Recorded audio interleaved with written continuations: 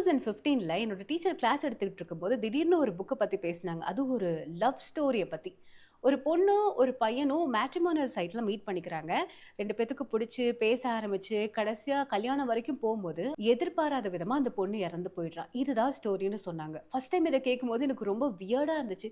ஏன்னா இப்படியெல்லாம் ஸ்டோரி எழுதுறாங்க, ரொம்ப வியர்டா இருக்கே! அப்படின்னு எனக்கு தோணுச்சு. ஏன்னா அப்பதான் நான் வந்து புக் படிக்க ஆரம்பிச்ச, இல்ல ஆரம்பிக்க போற காலகட்டம்னு சொல்லலாம். ஆனா அப்படி நான் வியர்டா பார்த்த அதே ஸ்டோரி, உண்மையாவே ஒருத்தரோட லைஃப்ல நடந்திருக்கு. அது ஒரு ரியல் லைஃப் ஸ்டோரின்னு தெரிய வரும்போது எனக்கு ரொம்ப ஷாக்கிங்கா இருந்துச்சு. எஸ், ரவீந்தர் சிங்கோட "I too had a love story" அப்படிங்கிற ஆட்டோபயோகிராஃபி புக் தான் இது. எனக்கு ரொம்ப பிடிச்சிருந்துச்சு. ரொம்ப சிம்பிள் இங்கிலீஷ் தான். எல்லாருமே படிக்கலாம். ஸோ நீங்க ஏதாவது ஒரு ஆட்டோபயோகிராஃபி புக் தேடிட்டு இருக்கீங்கனாலோ, இல்ல இங்கிலீஷ்ல நான் ரீடிங்க ஸ்டார்ட் பண்ண போறேன்னு யோசிக்கிறீங்கனாலோ, இந்த புக்க நீங்க ட்ரை பண்ணலாம். ரொம்ப சிம்பிள் இங்கிலீஷ்ல நல்லா படிக்கிற இன்ட்ரஸ்டிங்கான ஒரு புக்கா இந்த புக் அமையும்னு நினைக்கிறேன். அண்ட் நீங்க ஆல்ரெடி இந்த புக்க படிச்சிருந்தீங்கன்னா, இந்த புக் எப்படி இருந்துச்சு? நீங்க எப்போ இந்த புக்க படிச்சீங்க? அப்படிங்கிறத மறக்காம கமெண்ட்ல சொல்லுங்க. நான் அடுத்த ஒரு புக்கோட வந்து உங்கள மீட் பண்றேன்.